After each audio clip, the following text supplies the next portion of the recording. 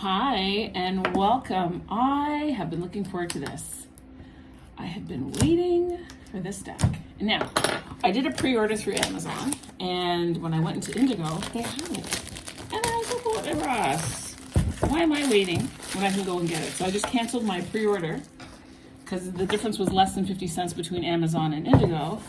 And I now have this. So I have the Wild Unknown deck already, and then I have the archetypes, and I had the animal one, but I really couldn't get into it. So here we go. It says here on the back, welcome to the Wild Unknown Alchemy, written and illustrated by Kim Krans. You'll find 71 hexagon cards in an elegant compact box and lavishly illustrated 236-page guidebook. And so this is about discovering the gold within and weaving together physical and mystical aspects of our lives. So planets, metals, colors, and seasons act as symbols for reflection and open the gateway to the imagination. Alchemy invites us to engage with the creative mystery of our everyday world and to unite the materials of the soul. May you always be on the inner quest. I love tarot mostly, and here's the book. Similar to the archetype book, I love tarot mostly for the self-excavation and the understanding. This book is a little different from the other one because I'm pretty sure that one was in color. And so you've got your ribbon to help pull out the deck.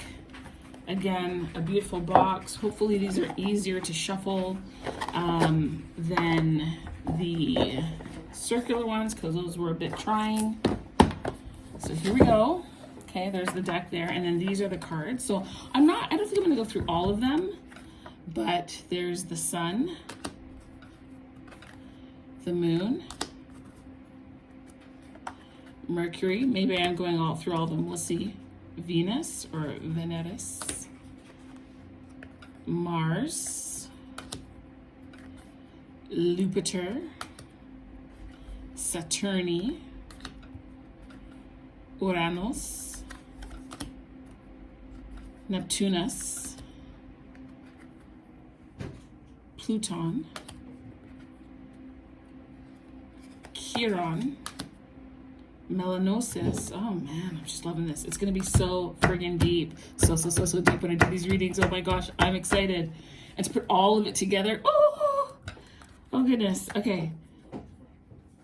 Xanthosis, Iosis, Lux Brahmalis, so that's winter, Ver, spring, Astis, summer, Autumnus,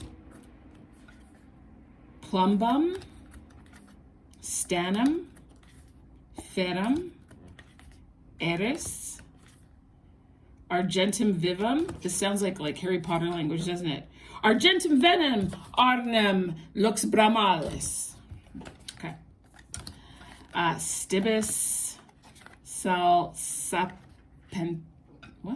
Sapiente, Sulfur, Sulphurous, Speculum, Glass. I mean, it just goes on and on and on. So this is what I'm going to do.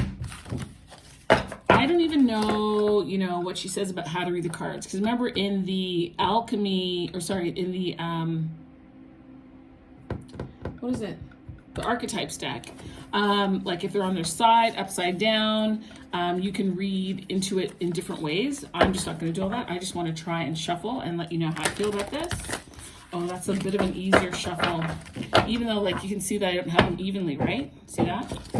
It's still an easier shuffle than the rounded deck. So let's see what it would take to get everything kind of lined up here so that I could shuffle smoothly. Okay, let's see.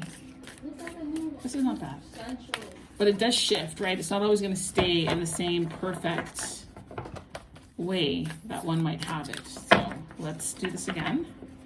And then let's try and shuffle this way. Yeah, that's not horrible. It's not horrible. I'm so excited. I don't even know what this deck will bring. But Lord of mercy, just imagine mixing this with the tarot, the archetype, and the alchemy. I don't know what it was. I just could not get into that animal spirit deck. Maybe I'll try it again, Maybe I'll try it again, but So that's what I'm going to do.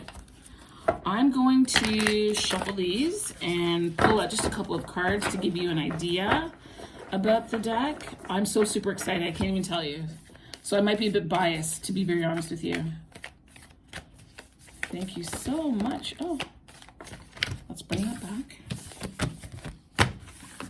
I know I'm not doing a full-on reading, but I do like to pray, you know. But I always believe my place is a safe space, guarded, protected by God. Let's see what we can do here. Yeah, that's not a bad shuffle. It's not the easiest shuffle, but it's way better than the purely round cards. That I can say. Because I have the Accurate AF Tarot as well, and those cards are round. And those aren't the easiest to shuffle, but they're very pretty and they have very nice meanings. So let's do this again. You're probably tired of me shuffling, but here's what it is. I'm giving you a preview. Okay, so I would like just a few cards for the reader to get a sense of the depth of this reading. So what is it the viewer needs to know right now? Too many. What does the viewer need to know right now? What is a card that would be helpful to them? This one I'm hearing. Okay, ready? Neptune, Neptunus. So this looks like, funny, you know, I just finished talking about prayer. This looks like prayer. I could totally be wrong. This kind of reminds me of a devil's pitchfork, but that's not what it is. I mean, I don't want to believe that's what it is, but anyway. That looks like a egg. And there's sunlight illumination coming from it, number 9. Okay, so let's check out what they have to say about this. Number 9. Okay. So are we in a specific section here? So this is the 11 cosmic forces. So Neptune is one of the cosmic forces that we will be reading about, okay? And so it says here, divinity, mysticism, and seeking. So if you want to go deeper, it says to pick up a spiritual text that you haven't read in a while. Reread it as if it is for the first time. And it says what you should ponder is forgiveness as medicine. Wow. All right, so it says here, let me put this like this so you can see that. Neptune is the mystic's planet. Its transcendent energy projects towards the heavens. When the Neptune card appears, the seeker archetype is activated and doorways to new dimensions open. A voice whispers from beyond the earthly plane, perhaps calling you to a pilgrimage or new spiritual practice, or you may experience a meditative bliss beyond your wildest dreams. Divinity has arrived, whether you call it nirvana, samadhi, enlightenment, or just good old serenity. Amidst your spiritual awakening, remember that ultimately the work is not about you.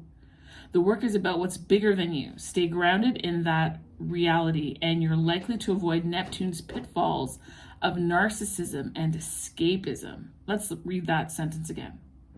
Amidst your spiritual awakening, remember that ultimately the work is not about you. The work is about what's bigger than you. Stay grounded in that reality, and you're likely to avoid Neptune's pitfalls of narcissism and escapism. History shows us examples of spirituality turn madness. That's true. So keep your woo-woo tendencies in balance with a little selfless service.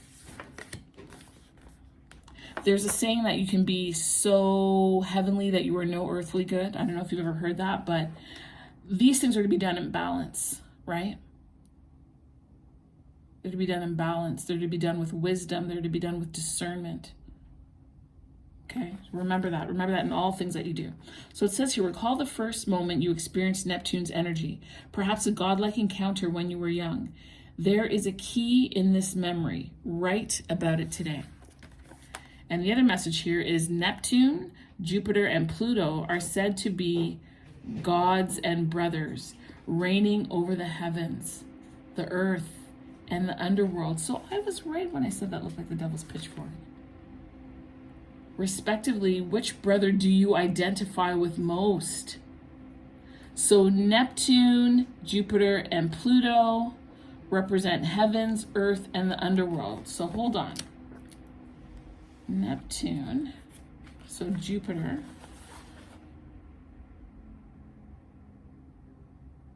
In many ways, Jupiter goes hand in hand with success. Evaluate this concept, what this concept means to you, and who and what determines your success. I feel like, and I don't want to be wrong here, so hold on. Jupiter, the Earth, and so what would Pluto be? Let's see. Pluto. That's interesting.